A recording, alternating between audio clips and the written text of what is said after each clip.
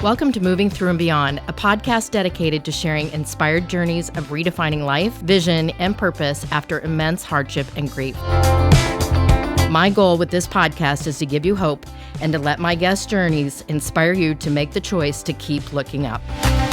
I'm your host, Carey Conley.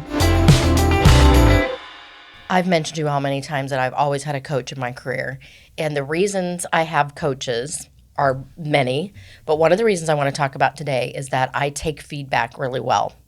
And I know that's really hard because a lot of times what we need to hear is not necessarily going to be, I don't want to say uplifting, but a lot of times it's being told something that you just maybe don't see yourself. It's a blind spot. And we have to understand that these people are doing it out of love because they see us at our greatness.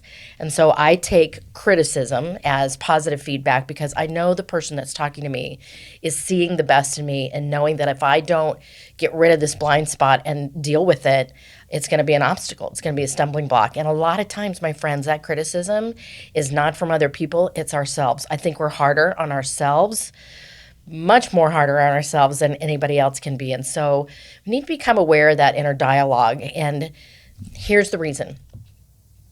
We get exactly what we believe in ourselves. No more, no less. So if you've got some dialogue going on that is limiting where you want to go, your own inner criticism, we have to raise the bar and raise our expectations. I think a lot of time, I'll use money as an example, people really limit their financial abundance because of the belief they have around how much money they're worthy of. So there's a dialogue going in there that they're being very, very critical on themselves and can only believe so much. So take the positive feedback from people who love you and believe in your vision. Be careful who you choose. Change your inner dialogue and raise your level of expectation and belief. If you found this episode inspiring or helpful, please share it with a friend or a family member. In order to be successful on this mission, I can't do it alone.